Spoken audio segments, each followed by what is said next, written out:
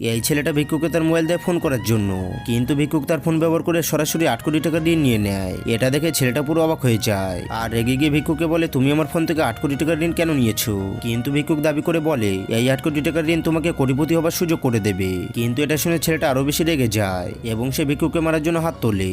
আর তখনই ওই ভিক্ষুক একটা শক্তি ওই ছেলেটার ভিতরে প্রবেশ করিয়ে দেয়, যার কারণে পরে মুহূর্তে আকাশে থাকা ড্রাগনটা জেগে ওঠে। এরপর সেই ড্রাগন সোনালী আলোতে রূপান্তরিত হয়ে ছেলেটার শরীরে প্রবেশ করে আর মুহূর্তের মধ্যে ছেলেটাকে একটা অলৌকিক শক্তির অধিকারী করে তোলে। কিন্তু ছেলেটা এই সম্পর্কে কিছুই বুঝতে পারে না, তাই সে আকাশের দিকে তাকিয়ে ভিক্ষুককে গালি দিচ্ছিল।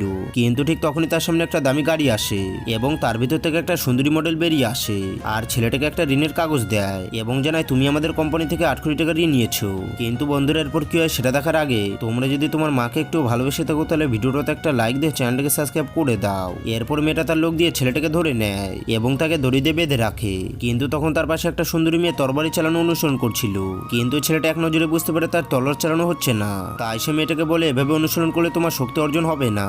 সেই জন্য মেয়েটা বলে, এখন আমি কি করব?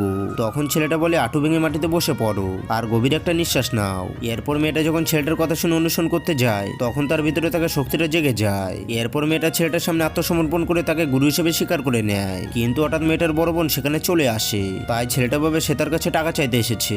কিন্তু মেয়েটা একটা চুক্তিপত্র বের করে বলে, আমাদের পরিবার থেকে আমাকে জোর করে বিয়ে করানো হচ্ছে, তাই এখন তোমাকে আমাকে বিয়ে করতে হবে। এরপর মেয়েটা প্রতিশ্রুতি দিয়ে বলে, আমার সাথে বিয়ে করলে প্রতি মাসে তোমাকে 1 লক্ষ টাকা খরচ করার জন্য দেব আর বছরের শেষে বোনাস হিসেবে 5 লাখ টাকা দেব। যা শুনে ছেলেটা বিয়ের জন্য রাজি হয়ে যায়। এরপর ওই দিন রাতে তারা দুজন খুব কাছাকাছি চলে আসে, কিন্তু পরের দিন সকালে দেখা যায় মেয়েটা ছেলেটার জন্য একটা চিঠি লিখে সেখান থেকে চলে গেছে। আর বন্ধুরা, পার্ট 2 দেখার জন্য কমেন্ট বক্সে বলে যাও।